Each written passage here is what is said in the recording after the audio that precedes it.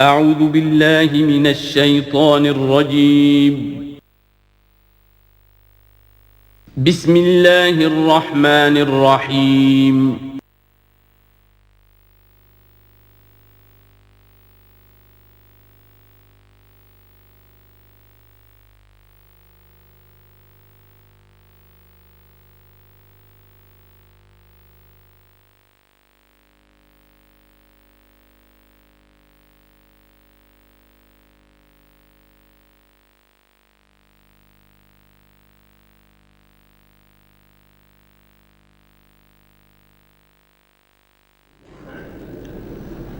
اما بعد فاعوذ باللہ من الشیطان الرجیم بسم اللہ الرحمن الرحیم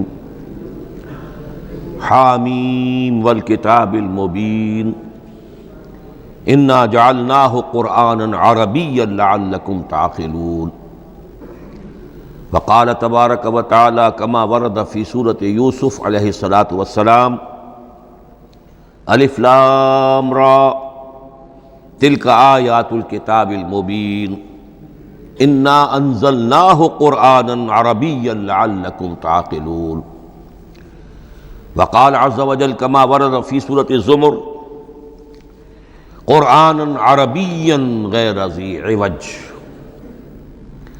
وقال جل وعلا كما ورد في أول سورة الكهف الحمد لله الذي أنزل على عبده الكتاب ولم يجعل له عوجا صدق الله العظيم رب اشرح لي صدري ويسر لي أمري واحلل عقدة من لساني يفقهوا قولي۔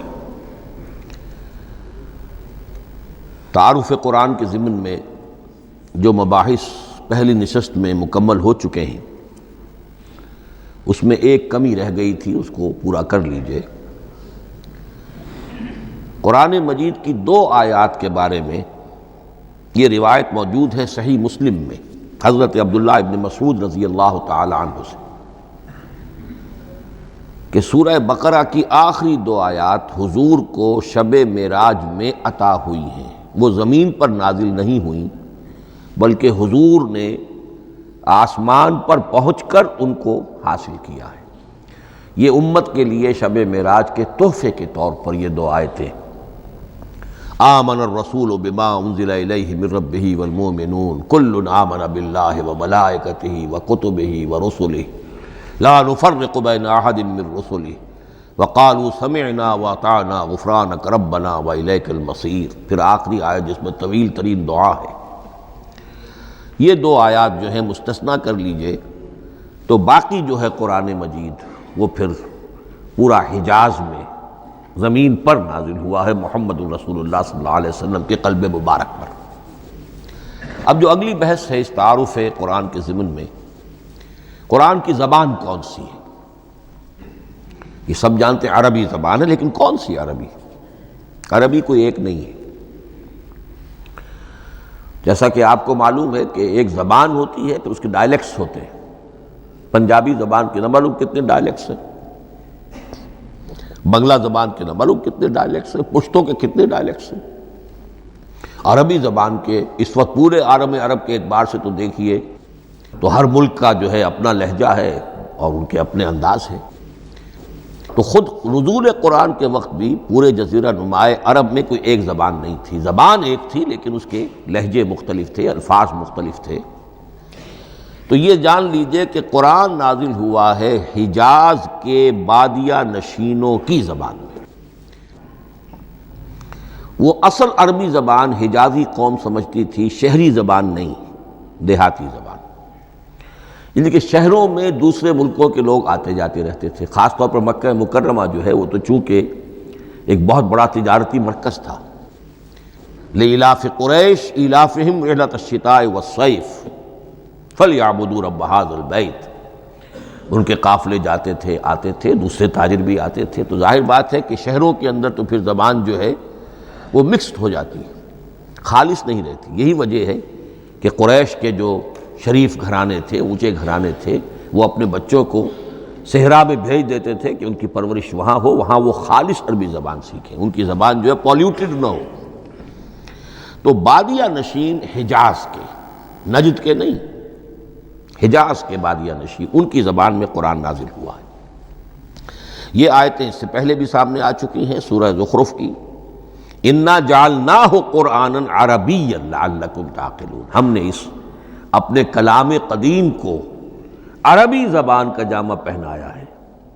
اِنَّا أَنزَلْنَاهُ قُرْآنًا عَرَبِيًّا، یہ سورہ یوسف کی آیات، ہم نے اتارا ہے اسے قرآن عربی بنا کر، قرآنًا عربیًّا لَعَلَّكُمْ تَعْقِلُونَ۔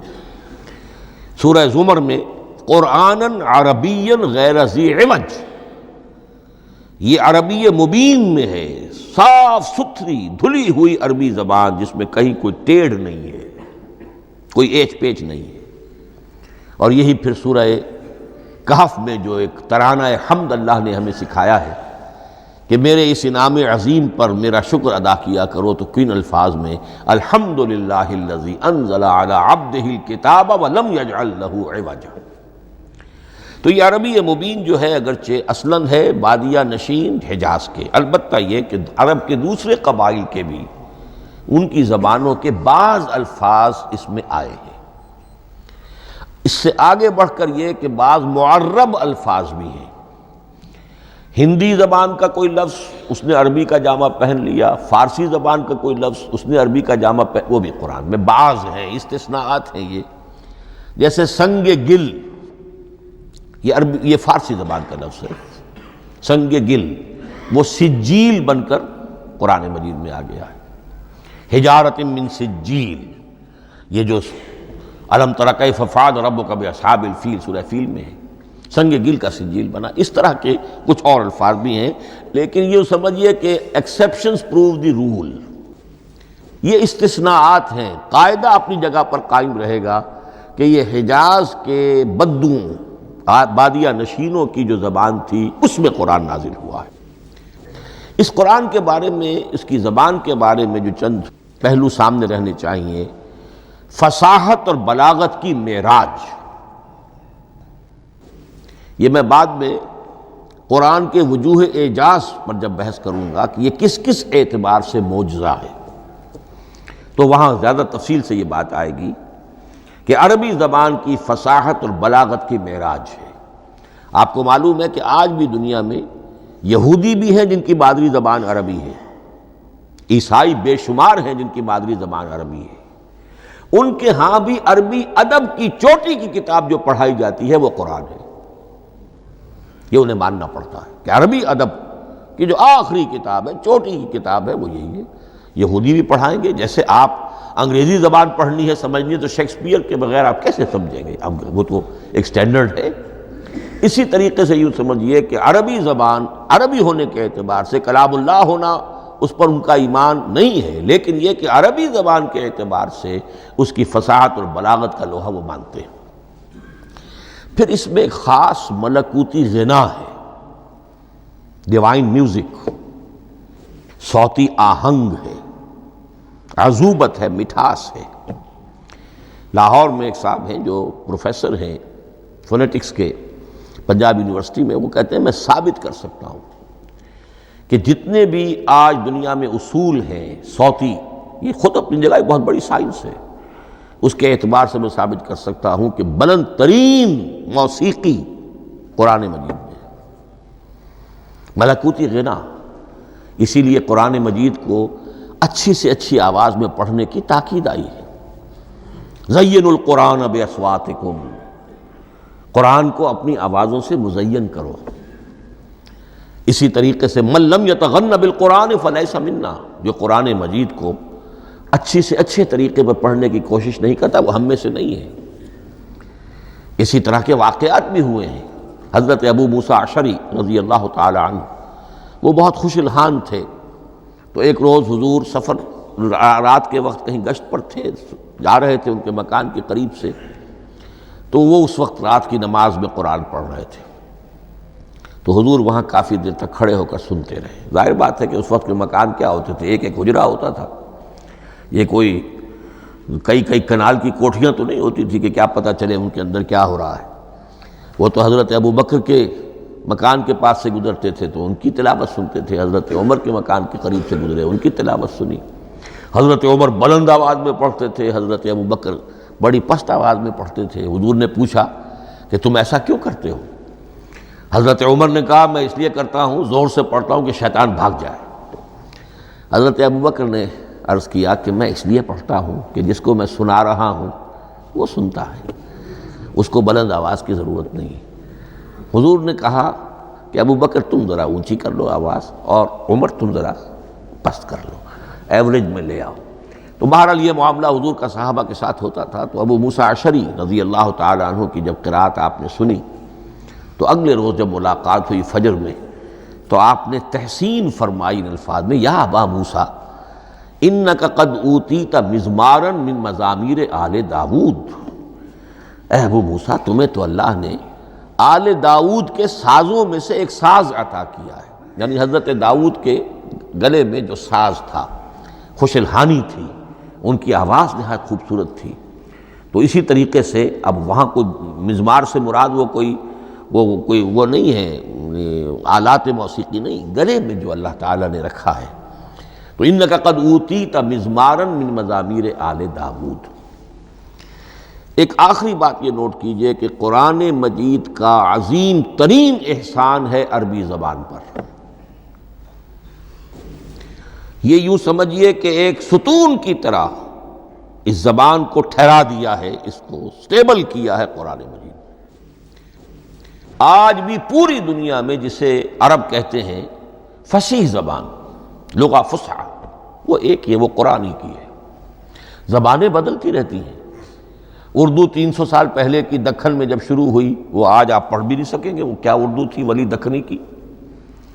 پھر وہ کیا اس نے روپ بدلے ہیں، اب وہ اردو کس شکل میں ہے، فارسی کن کن شکلوں میں رہی ہے، مختلف انگریزی کتنی شکلیں بدل گئی ہیں، لیکن عربی قائم ہے۔ اس کے لیے جیسے کہ قرآن مجید میں آتا ہے کہ ہم نے پہاڑ زمین میں گاڑ دیے اس کو سٹیبلائز کرنے کے لیے، ان تمید بکم، تمہیں لے کر زمین ایک طرف کو جھک نہ جائے۔ تو جس طرح یہ پہاڑ جو ہیں سٹیبلائزنگ ایفیکٹ رکھتے ہیں اس زمین کے لیے، اسی طریقے سے قرآن سٹیبلائزر ہے عربی زبان کا۔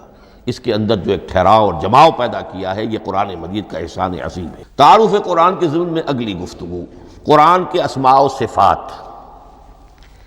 عربوں کا ایک خاص ذوق تھا، اور ظاہر بات ہے کہ اللہ تعالیٰ نے جب قرآن نازل کیا ہے تو عربوں کے ذوق کو بھی مد نظر رکھا ہے۔ ان کا ذوق کیا تھا؟ جس چیز سے انہیں محبت ہوتی تھی اس کے وہ بہت سے نام رکھتے تھے۔ گھوڑے کے لیے ہزاروں لفظ مل جائیں گے آپ کو، شیر کے لیے 5000 الفاظ مل جائیں، تلوار کے لیے 5000 الفاظ مل جائیں، یعنی اس شے کی جو بھی صفت ہے اس صفت کے اعتبار سے ایک نام، کوئی اور صفت ہے اس صفت کے ایک اور نام۔ تو وہ صفاتی نام، اب جیسا کہ آپ کو معلوم ہے اللہ کے 99 نام صفاتی تو ہے نا، اللہ کی ایک صفت دوسری صفت اسی کے اعتبار سے اس کے نام ہیں۔ قرآن مجید کے اسماء علامہ جلال الدین سیوطی رحمۃ اللہ علیہ نے 55 شمار کیے، لیکن وہ بھی مکمل نہیں ہے لسٹ، اس لیے کہ اس میں ایک اہم نام برہان یہ شامل نہیں ہے۔ ان میں سے جو اہم اسماء ہے میں آپ کو سنا دیتا۔ القرآن، جس پر گفتگو بعد میں ہوگی، اس لیے کہ سب سے زیادہ ایک رائے یہ ہے کہ یہ تو اس میں جامد ہے، اس میں علم ہے قرآن کے لیے، پراپر ناؤن ہے۔ الکتاب، الذکر، الہدا، النور، الفرقان، کلام اللہ، الوحی، روحا من امرنا۔ پھر اس کی صفات کے اعتبار سے الکریم، الحکیم، العظیم، المجید، المبین، رحمہ، العلی، بصائر، بشرا، بشیر، نذیر، عزیز، قرآن عزیز، بلاغ، بیان، احسن القصص، احسن الحدیث، موعظہ، شفاء، مبارک، مہیمن، قیم، مثانیہ، متشابہ۔ یہ میں نے آپ کو 23 نام بتائے ہیں، لیکن یہ کہ علامہ جلال الدین سیوطی نے 55 گنوائے۔ لیکن جو بحث دلچسپ ہے وہ یہ ہے کہ جو اس کے لیے لفظ القرآن ہے، اس کے معنی کیا ہیں اور یہ کس مصدر سے، کس مادے سے یہ لفظ بنا ہے؟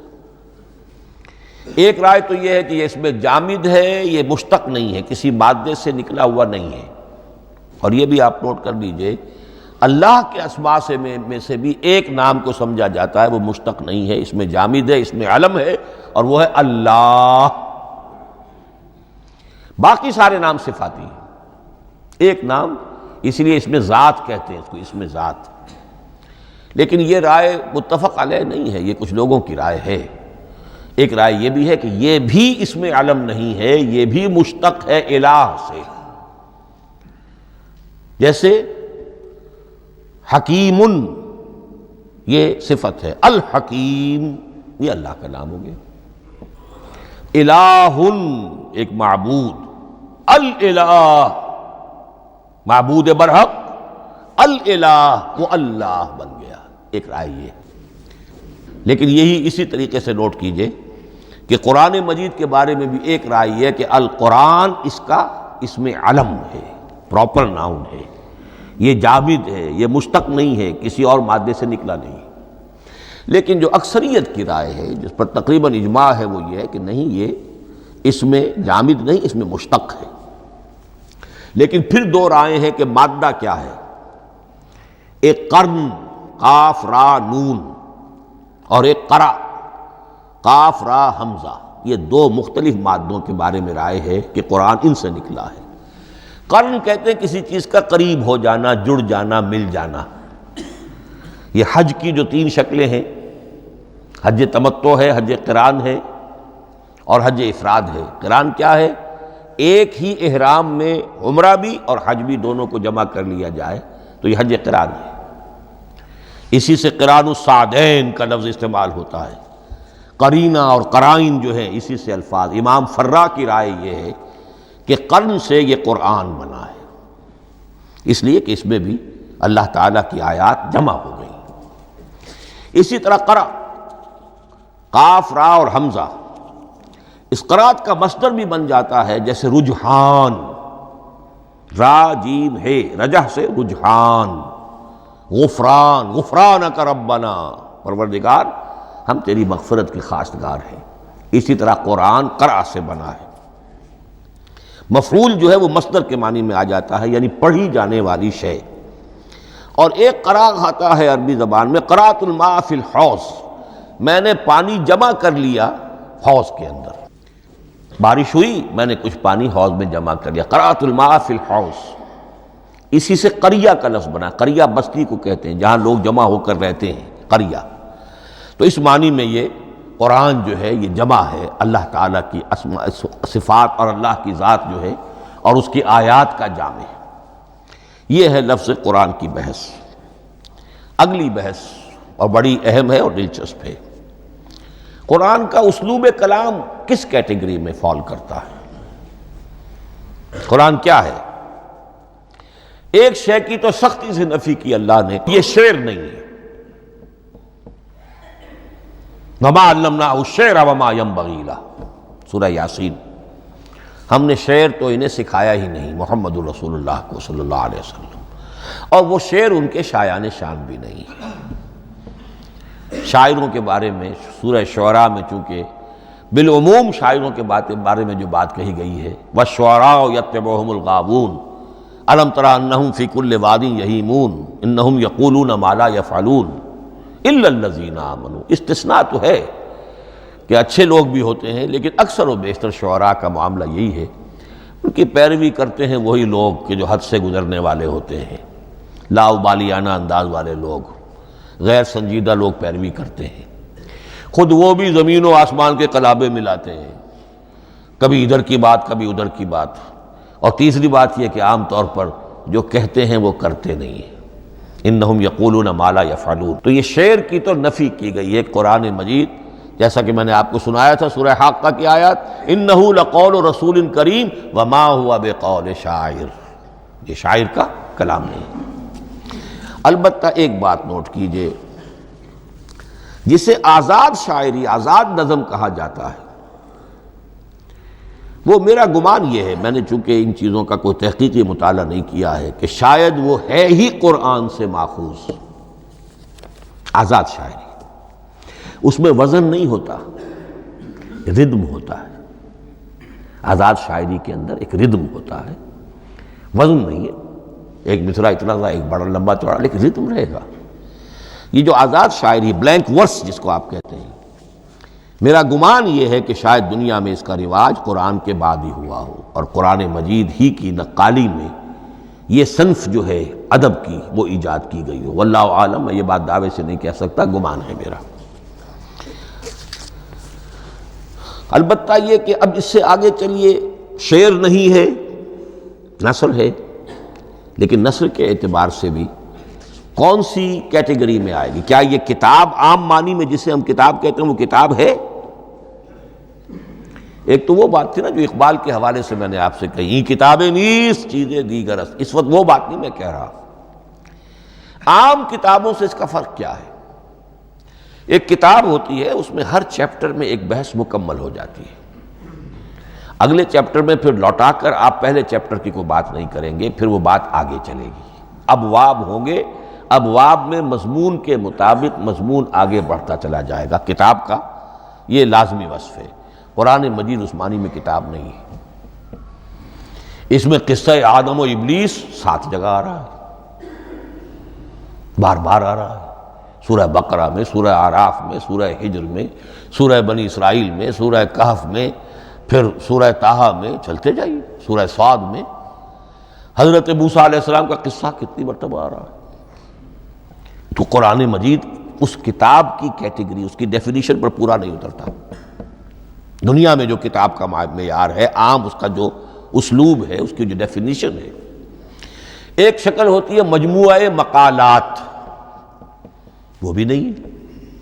اس میں ہر مقالہ اپنی جگہ پر ایک مکمل شے ہوتی ہے، لیکن یہ کہ وہ دوسرے مقالات سے تو مختلف ہوگی، یہ مجموعہ مقالات بھی نہیں۔ اس کا اسلوب جو ہے وہ خطبے کا ہے، اوریشن، اور یہ کہا جا سکتا ہے it's a collection of divine orations.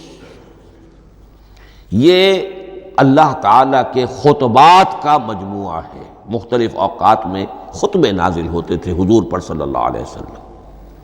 اور یہ بھی جان لیجئے کہ عرب میں ادب کی 2 ہی صنفیں تھیں جو معروف تھیں، یا شعر یا خطبہ، یا خطیب ہوتے تھے بڑے شعرا بیان خطیب، اور یا شاعر ہوتے تھے۔ تو یہ جب شعر کے اسلوب پر نہیں تھا تو خطابت کا اسلوب ہے جو اللہ نے اختیار فرمایا، اور ہر موقع پر، ہر مرحلے پر جو خطبہ اس وقت کے حالات کی مناسبت سے نازل ہوا وہ ایک صورت ہے۔ تو یہ ہے کلیکشن آف ڈیوائن اوریشنز، یہ اللہ تعالیٰ کے مجموعہ خطبات الہیہ اسے کہا جا سکتا ہے، لیکن اس سے جو چند نتیجے نکلتے ہیں وہ نوٹ کرنے ضروری ہیں۔ خطبے میں مخاطب اور مخاطب کے مابین ایک ریپور ضروری ہے۔ اگر کوئی مصنف بیٹا کتاب لکھ رہا ہے، اس کے سامنے کوئی سامع نہیں ہوتے، وہ تو اپنی مگن میں جو بھی خیال ہے اپنے دل میں وہ لکھ رہا ہے۔ خطبے میں سامع سامنے ہوتے، اگر ان کے درمیان رپورٹ نہ رہے، ہم آہنگی نہ رہے، تو پھر وہ خطبہ غیر مؤثر ہو جائے گا، لوگ جو ہیں ان کو اونگ آنے لگے گی، وہ متوجہ ہی نہیں رہیں گے۔ تو ایک رپورٹ مخاطب اور مخاطب ان کے درمیان۔ دوسرے یہ کہ خطبہ کا ایک وصف لازمی یہ ہوتا ہے کہ ایک واقعاتی پس منظر ہوتا ہے پیچھے موجود۔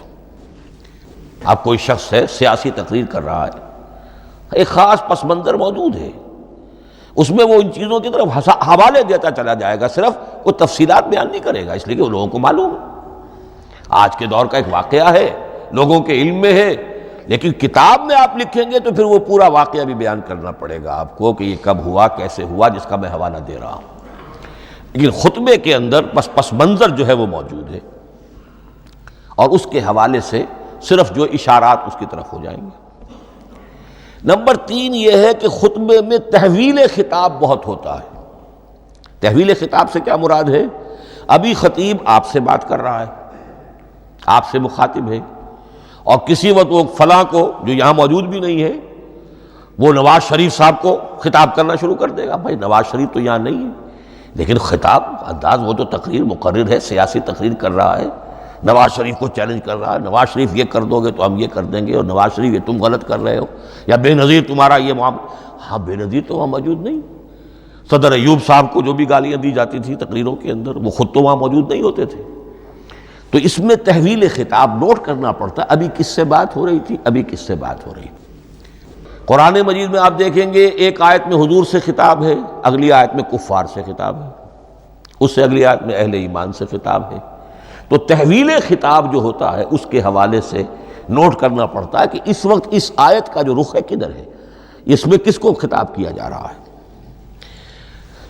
چوتھی بات یہ ہے کہ خطبے میں صرف عقل سے اپیل نہیں کی جاتی، جذبات سے بھی اپیل ہوتی ہے. اسی لیے خطابی انداز کہلاتا ہے. خطابی انداز میں لوگوں کے جذبات سے بھی اپیل کی جاتی ہے. جبکہ آپ ایک مقالہ لکھ رہے ہوں گے، اس میں جذبات کی بات نہیں آئے گی. ٹھنڈی ٹھنڈی عقلی باتیں، منطقی باتیں، دلیل صغرا کبرا جوڑیے، نتیجہ نکالیے، وہ لوگوں کے سامنے رکھیے، تصنیف ہے. لیکن خطبے کے اندر صرف عقل نہیں، جذبات سے بھی اپیل ہوتی ہے. اب یہ سارے اوصاف میں جو بیان کر رہا ہوں یہ سب قرآن مجید میں بتمام و کمال بدرجہ اتم موجود ہیں. اور آخری بات یہ کہ خطبے میں، اور یہ کہ یہ چیز مشترک ہے غزل میں بھی اور قصیدے میں بھی اور خطبے میں بھی، اس کا اول و آخر بہت جامع اور مؤثر ہونا چاہیے. اسی لیے مطلع مقطع یہ خاص طور پر ہوتے ہیں نا. مقطع میں آپ پڑھی ہے سکون گسترانہ بات، جس غزل کا مطلع جاندار ہے اس کو آدمی پڑھے گا، اور اگر وہ مطلع پھسپھسا ہے وہ باقی نظم پڑھے گا ہی نہیں، چاہے آگے اس کے اندر بڑا عمدہ شعر بھی ہو وہ نہیں پڑھے گا. مطلع ہی جو ہے بے جان ہے، پھسپھسا ہے. پھر مقطع آخری جو شعر ہو، تو قصیدے میں بھی یہ ہے اور خطبے میں بھی یہ ہے. یہی وجہ ہے کہ قرآن مجید کی صورتوں میں اکثر و بیشتر شروع کی آیات اور آخری آیات انتہائی اہم ہوتی ہیں، بہت جامع ہوتی ہیں، جن کو کہا جاتا ہے کہ یہ سور جو ہیں ان کی ابتدائی آیات، خواتین اور پہلی آیات. اب سورہ بقرہ کی آیات شروع کی، پھر آخری جو ابھی میں نے آپ کو سنائی، یہی آل عمران کا معاملہ ہے، کس شان کے ساتھ وہ اٹھ رہی ہے. یہی سورہ حج کا ہر جگہ پر آپ دیکھیں گے ابتدائی جو ہے خطیب اگر ایسی بات، ایسا انداز اختیار کرے کہ اپنے سامعین کی توجہ کو اپنی طرف مبذول کرا لے، اگر شروع کا انداز ایسا نہیں ہے تو وہ بات آگے بڑھے گی نہیں. آخری بات یہ کہ خطبے میں ہمیشہ یہ ہوگا کہ ایک مین سپیکر جو ہے اس کی ایک بات سامنے ہے کہ میں نے یہ بات اپنے سامعین کے ذہن میں بٹھانی ہے، لیکن دائیں بائیں کی باتیں کرے گا. کوئی قصہ بھی سنائے گا، کوئی شعر پڑھے گا، کوئی اور کوئی لطیفہ بھی سنائے گا. ہمارے ہاں کے جو بہترین خطیب جو ہوتے تھے وہ احراری حضرات جو ہے بہترین خطیب ہوتے تھے. اور آپ نے سنا مولانا عطا اللہ شاہ بخاری رحمۃ اللہ علیہ، ان کی تقریریں 6 گھنٹے تک لوگ سنتے تھے.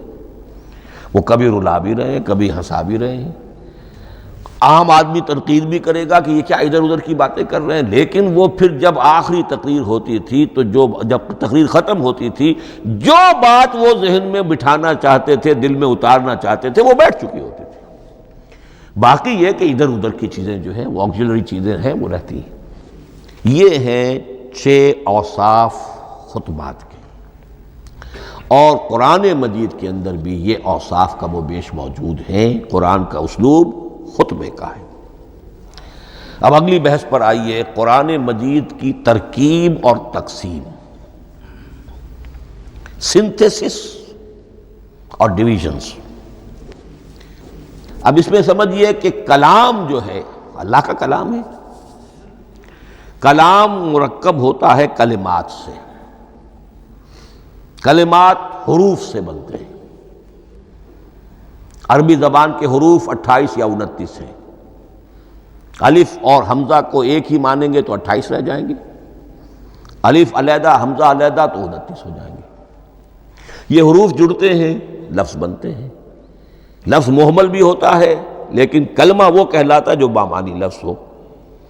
پھر ان کلمات کو آپ جوڑتے ہیں، یہ مرکب توصیفی بن گیا، مرکب اضافی بن گیا، مرکب عددی بن گیا، مرکب جاری بن گیا، پھر ان مرکبات کو جوڑ کر فقرہ بنتا ہے، جملہ بنتا ہے، کلام مفید جس کو کہا جاتا ہے۔ قرآن مجید کے اعتبار سے علامہ سیوطی نے مخصوص جو قرآن کی اصطلاحات ہیں ان کے حوالے سے ایک بات کہی ہے، لیکن واقعہ یہ ہے کہ قرآن کی اصطلاحات خود اپنی ہیں، دنیا کی دوسری کسی بھی اصطلاحات پر ان کو قیاس نہیں کیا جا سکتا۔ لیکن جاہز چونکہ ایک ادیب تھے، انہوں نے قرآن مجید کو کہا یہ دیوان کی شکل رکھتا ہے، جیسے کہ حافظ کا دیوان، کسی اور کا دیوان۔ سورتیں جو ہیں وہ قصیدوں کی شکل میں ہیں، بیت شعر آیت ہے، قوافی جو ہوتے ہیں شعروں میں قافیہ، وہ یہاں فواصل ہیں، آیت کے آخری حروف ایک دوسرے سے مشابہ ہوتے ہیں کہ جن سے پھر وہ صوتی آہنگ پیدا ہوتا ہے۔ الرحمن علم القرآن خلق الانسان علمہ البیان۔ اب یہ ایک فواصل جو ہیں وہ جڑتے چلے جاتے ہیں، ان میں آہنگ پیدا ہوتا ہے۔ لیکن حقیقت کے اعتبار سے پہلی بات یہ نوٹ کیجئے، قرآن مجید کی اکائی ہے آیت، اسے نہ آپ جملہ کہہ سکتے ہیں نہ فقرہ کہہ سکتے ہیں۔ انگریزی میں ہمارا چونکہ بائبل کے لیے بھی جب ورس کا لفظ آ جاتا ہے تو انگریزی تراجم میں، انگریزی تحریروں میں، مقالوں میں ورس قرآن مجید کی آیت کے لیے لفظ آ جاتا ہے، ورس نمبر فلاں، بالکل غلط ہے۔ قرآن کی آیت یہ اس کا اپنی اصطلاح ہے، اپنا مفہوم ہے۔ لغوی مفہوم کیا ہے؟ نشانی۔ آیت نشانی، قرآن کی ہر آیت اللہ کے علم اور حکمت کی نشانی ہے۔ اب قرآن کی آیتیں نوٹ کیجئے، صرف حروف پر بھی مشتمل ہے، الف لام میم حروف مقطعات اور آیت بن گئی۔ وہ مرکبات ناقصہ پر بھی مشتمل ہے، والعصر مرکب جاری ہے، حرف جار، آیت ہو گئی۔ پورے جملے پر بھی مشتمل ہے، ان الانسان لفی خسر، ایک جملہ ہے، اور 10 جملوں پر بھی مشتمل ہے۔ اللہ لا الہ الا ھو الحی القیوم لا تاخذہ سنۃ ولا نوم لہ ما فی السماوات و ما فی الارض الی آخر الآیہ۔ آیت الکرسی کا انالیسس کیجئے، 10 جملے موجود ہیں اس میں۔ تو نوٹ کر لیجئے، یہ چیز توقیفی کہلاتی ہے، یہ کسی گرامر کے اصول پر نہیں ہے، کسی منطق کے اصول پر نہیں ہے۔ آیات قرآنیہ کی تعیین توقیفی ہے، یعنی حضور کے بتانے پر موقوف ہے۔ حضور نے بتایا والعصر، یہ آیت ہو گئی، آیت ہو گئی، ہم آیت مانیں گے۔ الف لام میم آیت ہو گئی۔ قاف حرف ایک ہے، یہ آیت نہیں ہے۔ نون ایک حرف ہے، آیت نہیں ہے۔ قاف والقرآن المجید ایک آیت بنی، نون والقلم وما یسطرون ایک آیت بنی۔ تو اس طریقے سے اس کو کہتے ہیں توقیفی، موقوف علیہ ہے حضور کے بتانے پر۔ اب اس میں روایات کا اختلاف ہو سکتا ہے کہ حضور سے کوئی روایت یہ ہو کہ یہ ایک آیت بنی یا 2 آیتیں بنی۔ مثلا بڑی اہم مثال آپ کو دے رہا ہوں، سورہ مزمل کی جو دوسرا رکوع ہے، پورا دوسرا رکوع وہ 1 آیت شمار ہوتا ہے، اور میرا بڑا گمان رہا بہت عرصے تک کہ یہ 1 آیت نہیں ہو سکتی، یہ مختلف اوقات میں نازل ہوئی ہیں، 2 اوقات میں نازل ہوئی ہے، اور یہ مجھے قول مل گیا علامہ سیوطی کے ہاں، حضرت عبداللہ ابن عباس رضی اللہ تعالی عنہما کا قول کہ یہ 2 آیتیں ہیں، 1 نہیں۔ لیکن یہ کہ یہ ہوگا موقوف روایت پر، میں کوئی نہیں ہوں جو اسے قرار دے سکوں۔ ہاں مجھے اگر کوئی روایت مل جاتی ہے، کوئی خبر یا اثر، خبر محمد الرسول اللہ کی یا اثر آپ کے کسی صحابی کا صلی اللہ علیہ وسلم و رضی اللہ تعالی عنہ، تو پھر یہ ہے کہ ہم مانیں گے۔ تو اس کو کہتے ہیں توقیفی۔ آیات اور سور کا معاملہ توقیفی ہے بالکلیہ، کسی منطق، کسی گرامر، کسی اصول بیان، کسی پر مبنی نہیں ہے، یہ مبنی ہے حضور کے بتانے پر۔ اس طرح سورت کسے کہتے ہیں؟ عربی زبان میں سور کے معنی ہے فصیل۔ فَضُرِبَ بَيْنَهُمْ بِسُورٍ لَهُ بَابٌ، سورہ حدید کے اندر الفاظ آئے۔ اب اس کا کیا تصور دیا گیا کہ ہر آیت جو ہے وہ اللہ کے علم اور حکمت کی نشانی ہے. 10 آیتیں، 20 آیتیں، 100 آیتیں، 285 آیتیں، 286 آیتیں جوڑ کر ایک فصیل باندھ دی گئی. یہ شہر حکمت خداوندی ہے. ایک نظم ہوتا ہے، جیسے آپ شہر کا ٹاؤن پلاننگ آج کا تو بہت بڑا فن ہے، بڑی اسپیشلائزیشن ہے شہر کو پلان کرنا، اس کے اندر کیا کچھ ہونا چاہیے، کس طرح سے ہونا چاہیے. تو یہ سورت جو ہے یہ ایک یونٹ ہے قرآن مجید کی، اور اس کا جو لفظی معنی ہے فصیل، گویا کہ اس نے گھیرے میں لیا ہوا ہے ایک شہر معنی کو، علم و حکمت کے ایک شہر کے گرد یہ فصیل جو ہے پوری ہوئی ہے. اب اس میں نوٹ کر لیجئے جہاں تک، اچھا جیسے آیتیں چھوٹی بھی ہیں بڑی بھی ہیں، والعصر بھی آیت ہے اور الف لام میم بھی آیت ہے، اور جیسا کہ میں نے عرض کیا آیت الکرسی بھی آیت ہے. اس طرح صورتیں چھوٹی بھی ہیں بڑی بھی ہیں. سورۃ العصر 3 آیتیں، سورۃ الکوثر 3 آیتیں، سورۃ النصر 3 آیتیں، 3 ہی صورتیں 3 آیتوں پر مشتمل ہیں. 3 سے کم پر کوئی نہیں، 2 آیات کی کوئی صورت نہیں ہے. لیکن آگے آپ چلتے جائیے، اس کی بڑی سے بڑی تعداد، سورہ بقرہ جو ہے سب سے بڑی ہے.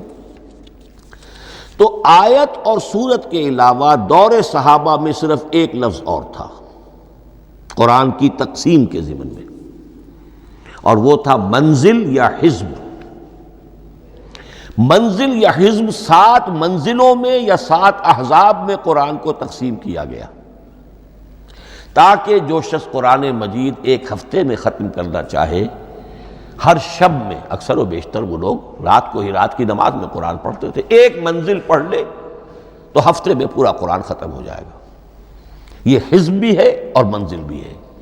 اور یہ چونکہ دور صحابہ میں تھا، یقیناً حضور نے بتایا ہوگا، اس میں آپ کو عجیب حسن نظر آئے گا. اس میں یہ نہیں کیا گیا کہ بالکل برابر برابر ساتھ کر دو بھائی، چاہے صورتیں ٹوٹ جائیں، صورتوں کی فصیل کوئی نہیں ٹوٹتی. اس میں صورتیں مکمل جو کہ تو آئیں گی. اور پھر یہ کہ عجیب بات ہے کہ سورہ فاتحہ کو اگر ایک طرف رکھ دیں، وہ قرآن کے دیباچے کی حیثیت رکھتی ہے. تو پہلی منزل میں 3 صورتیں، دوسری میں 5 صورتیں، تیسری میں 7، چوتھی میں 9، پانچویں میں 11، چھٹی میں 13 اور 7ویں میں 65. یہ ہے کہ جو ان صورتوں کی ایک بڑی جیسے کہ ایک سیڑھی چڑھ رہی ہے، اور تقریباً مساوی ہو جاتے ہیں. کوئی 4.25 پارے ہے، کوئی 4.5 پارے ہے، کوئی 4.25 پارے، اس طریقے سے ہے تقریباً مساوی.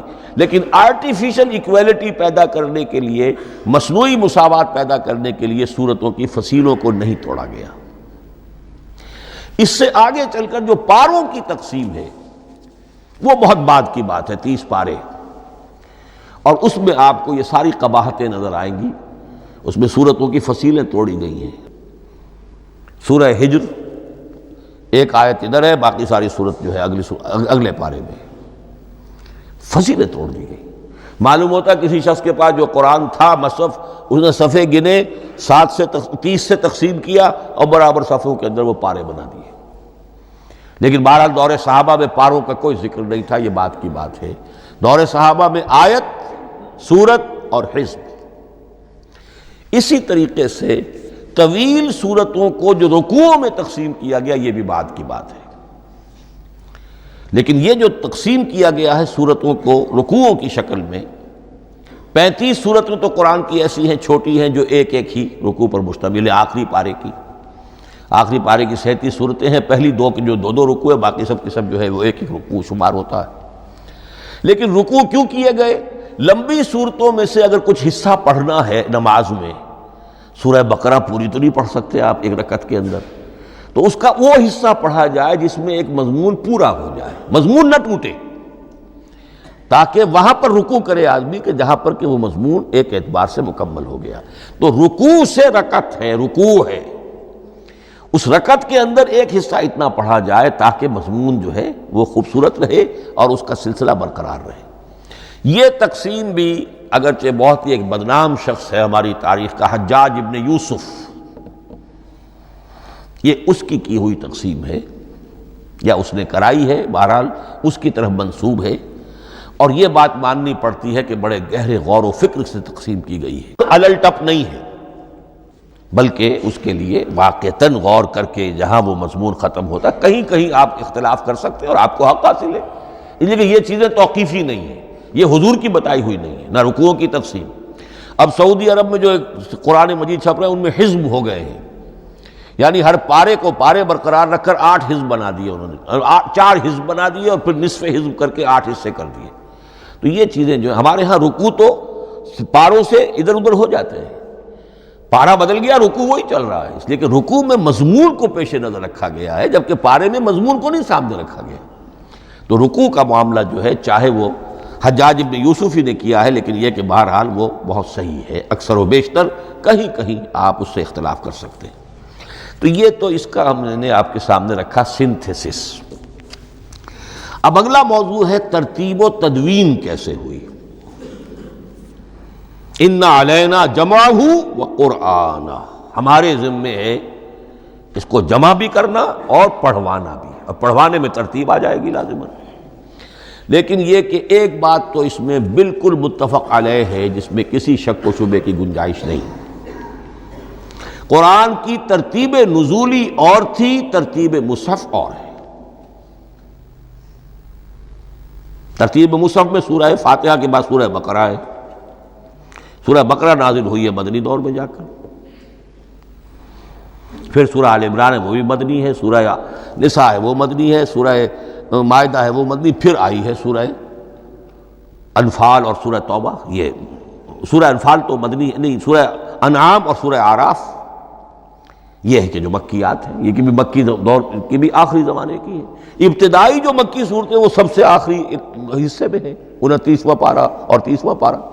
تو ترتیب نزولی اور تھی، ترتیب مصحف اور ہے، اس میں تو کسی شک و شبے کی گنجائش نہیں۔ لیکن ہمارے ہاں اہل تشیع نے اس چیز کو بہت اچھالا ہے۔ ان میں سے بعض گروہ ایسے ہیں جن کا کہنا یہ ہے کہ اصل قرآن جو ہے وہ ترتیب نزولی کے مطابق تھا، یہ ترتیب تو عثمان نے کر دی رضی اللہ تعالی عنہ۔ حضرت علی کے پاس اصل قرآن جو ترتیب نزولی کے مطابق تھا موجود تھا، اور اب بھی ان کے خیال میں جو ان کے امام غائب جو ہیں چھپے ہوئے ہیں غار میں، تو ان کے پاس وہ نسخہ اصل حضرت علی والا موجود ہے، اور جب وہ ظاہر ہوں گے تو اصل قرآن لے کر آئیں گے۔ یہ سارے شیعوں کا قول نہیں ہے، لیکن یہ کہ ان میں بہت سے لوگ ہیں کہ جو ان باتوں کو مانتے ہیں۔ جہاں تک اس بات کا تعلق ہے کہ حضرت علی نے ترتیب نزولی پر کوئی مصحف جمع کیا ہو، اس میں کوئی اشکال نہیں ہے، اس لیے کہ علمی طور پر یہ ایک بڑی عمدہ ایکسرسائز بنتی ہے۔ ایک زمانے میں میں بہت کوشش کرتا رہا ترتیب نزولی سے، اس لیے کہ ترتیب نزولی سے سیرت نبوی اخذ ہوتی ہے، پہلے کیا نازل ہوا، پھر کیا نازل ہوا، پھر کیا نازل ہوا۔ در حقیقت اگر آپ ترتیب نزولی سے قرآن مرتب کر دیں تو وہ سیرت النبی بن جائے گی۔ تو اس کو سمجھنے کے لیے ایک زمانے میں نے بڑی محنت کی ہے، لیکن ایک تو یہ کہ وہ یقین سے وہ باتیں ملتی نہیں ہیں، بعض روایات ہیں، لیکن یہ کہ پھر بھی آپ یقین سے نہیں کہہ سکتے۔ اکثر و بیشتر قرآن مجید میں لکھا بھی ہوتا ہے، ترتیب کے موٹی موٹی چیزیں معلوم ہیں نزولی ترتیب کی، لیکن یہ ہے کہ یقین کسی بات پر نہیں۔ تو پہلی بات یہ ہے کہ ہمارے نزدیک، اہل سنت کے نزدیک، اصل جو حجت ہے دین میں وہ ترتیب مصحف ہے۔ یہی ترتیب جو اس وقت مصحف عثمان کی ہے رضی اللہ تعالی عنہ، یہی ترتیب ہے لوح محفوظ کی، یہی ترتیب ہے ام الکتاب میں، یہی ترتیب ہے کتاب مکنون میں۔ اب اس کے سمجھیے کہ اس کی تدوین کن مراحل میں ہوئی۔ سب سے پہلے اس کے جو مراحل ہیں 3، خود نبی اکرم صلی اللہ علیہ وسلم کے زمانہ مبارک میں جمع اور ترتیب یہ ہو گئی، لیکن کتابی شکل میں نہیں، ما بین الدفتین نہیں۔ حضور نے لوگوں کو پڑھ کر سنایا، اس ترتیب سے سنایا جس ترتیب سے یہ مصحف میں اب موجود ہے، اور ہر رمضان میں حضرت جبرائیل دورہ کرتے تھے حضور کے ساتھ، جتنا کہ قرآن اس وقت تک نازل ہو چکا ہوتا تھا، اور آخری رمضان مبارک آپ کی حیات طیبہ کا جو تھا اس میں 2 مرتبہ پورے قرآن کا دورہ ہوا۔ تو دورہ قرآن بغیر ترتیب کے تو نہیں ہو سکتا۔ تو یہ ترتیب حضور کی ہوئی ہے، توقیفی ہے، اور حضور ہی نہیں اللہ کی ہوئی ہے۔ یہی ترتیب لوح محفوظ میں، کتاب مکنون میں اور ام الکتاب میں ہے، اور یہ ترتیب حضور دے کر گئے ہیں صحابہ کرام کو۔ حفاظ تھے، کتنے حفاظ جو ہیں جنگ یمامہ میں شہید ہو گئے، تبھی تو خیال آیا کہ اس کو کتابی شکل میں بھی مرتب کیا جائے۔ لیکن کتابی شکل میں جسے کہتے ہیں دو گتوں کے درمیان ایک کتاب مجلد، اس صورت میں جہاں تک میں تحقیق کر سکا ہوں اور جہاں تک ہمارے اکثر و بیشتر لوگوں کی رائے ہے، حضور کے زمانے میں یہ اس طریقے سے ما بین الدفتین، دو گتوں کے مابین ایک کتاب کی شکل میں قرآن موجود نہیں تھا۔ لوگوں کے سینوں میں محفوظ تھا، جیسے محمد الرسول اللہ کے سینے میں محفوظ تھا۔ ان علینا جمعہ، وہ جمع حضور کے سینے میں کیا اللہ نے۔ اسی طرح پھر صحابہ کرام بے شمار جو حفاظ تھے ان کے سینوں میں محفوظ تھا۔ دوسرا مرحلہ کب آیا؟ جب حضرت ابوبکر صدیق کے عہد خلافت میں جنگ یمامہ میں بہت سے حفاظ شہید ہو گئے۔ اب ایک تشویش پیدا ہوئی، ایسا نہ ہو کہ قرآن ضائع ہو جائے، لہذا اسے کتابی شکل میں مرتب کر لینا چاہیے۔ اس کے لیے پھر بہت سے صحابہ نے حضرت ابوبکر کو اپروچ کیا کہ جتنے قراء ہیں، جتنے کاتبین وحی ہیں، ان سب کو آپ جمع کیجئے اور جمع کر کے اس قرآن مجید کو ایک کتاب کی شکل میں جمع کر لیں۔ حضرت ابوبکر شروع میں بہت ریلیکٹنٹ رہے، ان کا ایک خاص مزاج تھا، اتباع رسول کا جذبہ انتہا درجے کا۔ جو کام حضور نے نہیں کیا میں کیسے کروں؟ اگر تو یہ کام واقعی کرنے کا تھا تو حضور کرتے، میں کیسے کروں؟ لیکن یہ کہ جب صورتحال بہت لوگوں کی طرف سے دباؤ پڑا کہ نہیں یہ کر لینا چاہیے، ان کے سامنے بھی حکمت آ گئی، تو پھر انہوں نے اتفاق کرتے ہوئے جتنے بھی کاتبین وحی تھے ان سب کی ایک کمیٹی بنائی اور ان کو کہا کہ اب اس قرآن کو مرتب کر کے ایک کتابی شکل دے دی جائے۔ وہ کتابی شکل حضرت ابوبکر کے دور میں ہو گئی۔ تیسرا مرحلہ کیا ہے؟ یہ کتابی شکل میں جب قرآن مجید آ گیا اور شروع میں یہ اجازت تھی کہ ہر قبیلے، ہر علاقے کے لوگ اپنے لہجے میں پڑھ لیں۔ اب پنجابی ہمارا مسلمان جو ہے وہ چاقو کو کاچو کہے گا تو وہ لکھے ہوئے کو بھی چاقو کو کاچو پڑھ کے نکلے جائے گا۔ تو مختلف لہجوں میں ہونے سے وہ ان کا جو ہے قرآن مجید بدل رہا تھا، کوئی کسی طرح پڑھ رہا ہے، کوئی کسی طرح پڑھ رہا ہے۔ اب اس کی تشویش ہوئی حضرت عثمان کے زمانے میں، جب دور بہت پھیل گیا، اسلام کا دائرہ، دارالاسلام کی وسعت بہت ہو گئی کہ اس طرح اگر یہ لوگ پڑھیں گے اور اپنے اپنے لہجے کی وجہ سے اب اس لہجے میں شکل بدل بھی جاتی ہے لفظ کی۔ کاچو کو کاف الف چے واو لکھنا شروع کر دیں گے پھر کہ کاچو سنا ہم نے، تو چاقو تو سنا ہی نہیں۔ تو ایک لکشو ہے چاقو لکھ رہا ہے اور ایک کاچو لکھ رہا ہے، تو چاقو اور کاچو میں فرق ہو گیا۔ لہذا اس وقت پھر جو کام کیا گیا وہ یہ کہ ایک ہی رسم تحریر، رسم کتابت، رسم الخط میں قرآن مجید کے نسخے تیار کیے گئے۔ اصل میں ایک بہت بڑا مغالطہ ہو جاتا ہے ہمارے جمعوں کے خطبوں میں۔ حضرت عثمان رضی اللہ تعالیٰ عنہ کے نام نامی کے ساتھ وہ قوافی جو ہیں ان کی مناسبت سے جامع آیات القرآن عثمان ابن عفان رضی اللہ تعالیٰ عنہ، غالب علی کل غالب علی ابن ابی طالب رضی اللہ تعالیٰ۔ اب یہ جو جوڑتے ہیں قافیے، تو حضرت عثمان کے نام کے ساتھ یہ قافیہ جوڑ دیا، اس سے لوگوں کو مغالطہ بھی ہوا اور دشمنوں نے ایکسپلائٹ کیا کہ اس کا مطلب یہ ہے کہ قرآن تو جمع ہوا ہے حضرت عثمان کے زمانے میں، اور حضرت عثمان کے زمانے میں اور حضور کے زمانے میں کم و بیش 15 سال کا فصل تو ہو چکا۔ گویا کہ قرآن مرتب ہی ہوا ہے حضور کے انتقال کے 15 برس بعد۔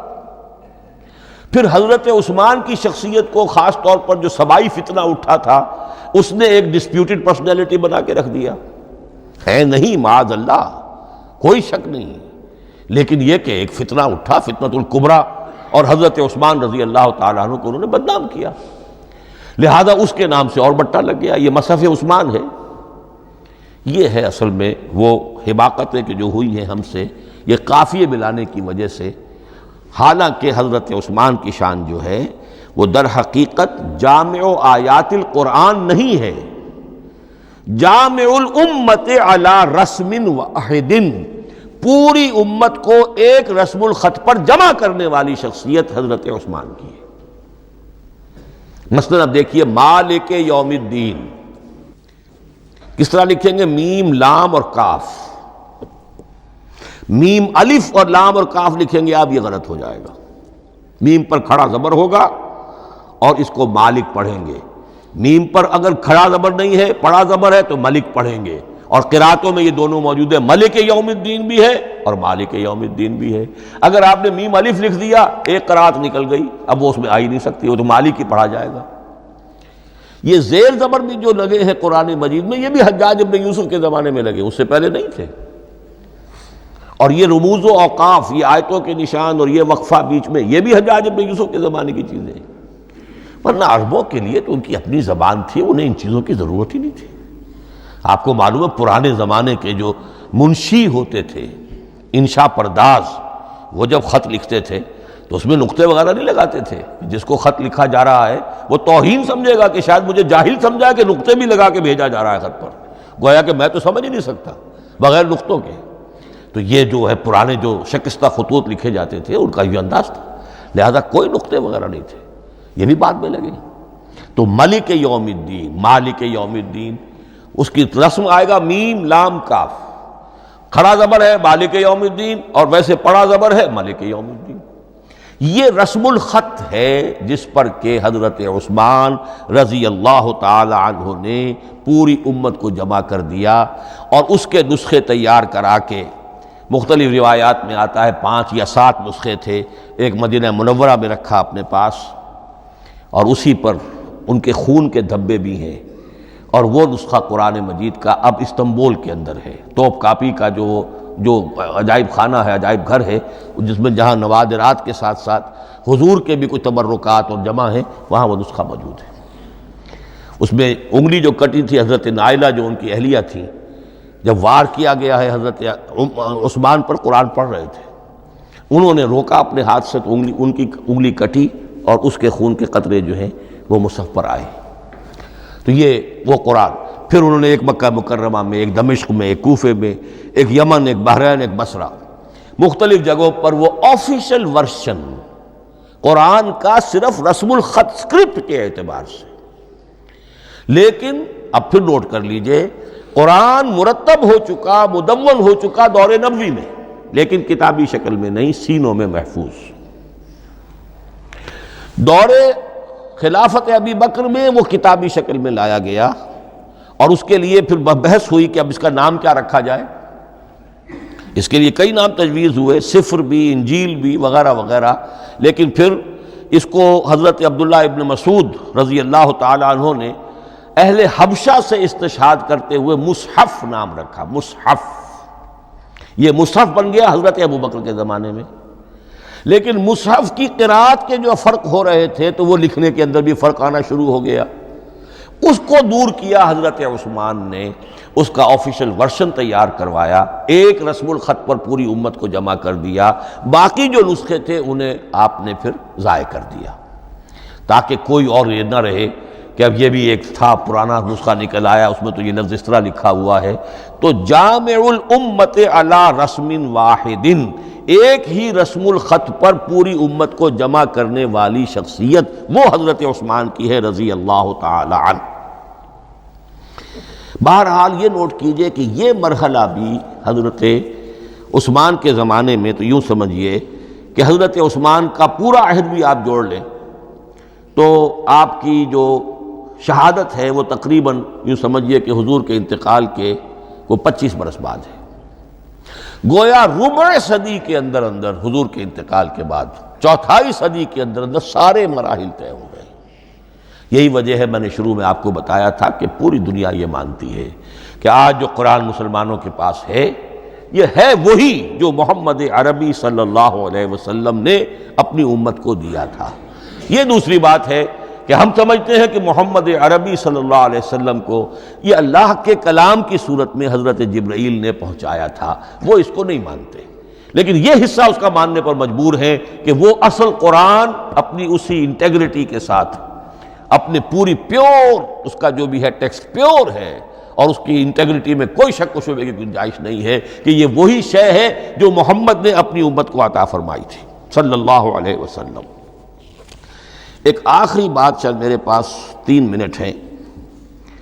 یہ جو میں نے آپ کو ترتیب بتائی تھی قرآن کی، آیتیں، سورتیں، پھر حزب، اب اس میں ایک شے نوٹ کر لیجئے۔ آیت اللہ تعالیٰ کے علم و حکمت کا ایک نمونہ ہے۔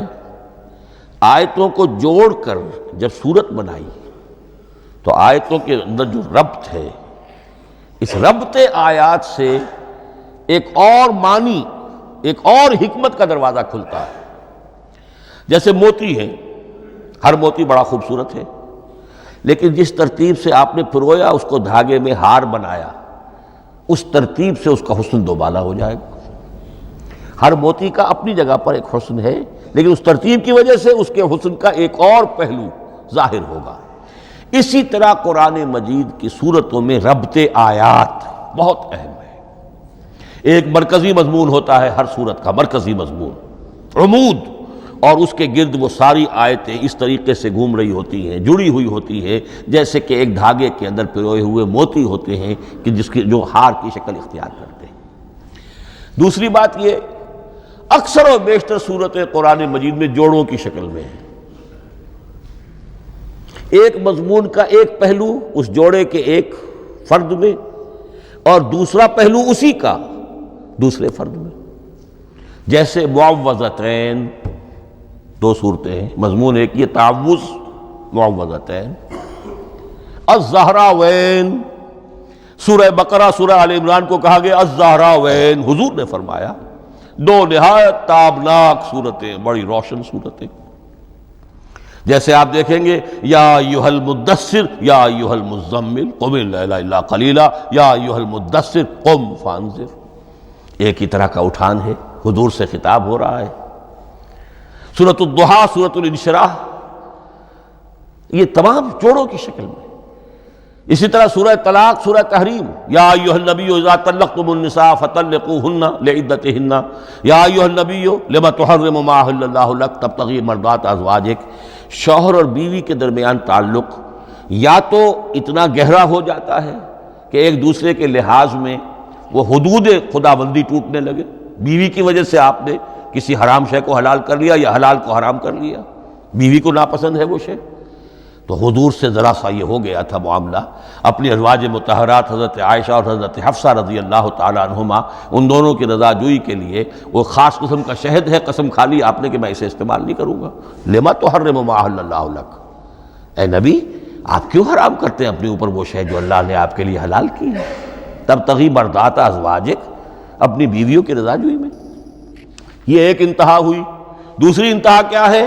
میاں اور بیوی میں اتنا بودھ ہو جائے کہ طلاق تک نوبت آ جائے۔ تو سورۃ التحریم ایک انتہا کو بیان کر رہی ہے، سورہ طلاق اگلی اس کے ساتھ جڑی ہوئی وہ دوسری انتہا کو بیان کر رہی ہے۔ سورہ صف حضور کے مقصد بعثت کو بیان کر رہی ہے، سورہ جمعہ آپ کے طریقہ کار کو بیان کر رہی ہے۔ اس طرح قرآن مجید کی اکثر و بیشتر صورتیں جو ہیں وہ جوڑوں کی شکل میں ہیں۔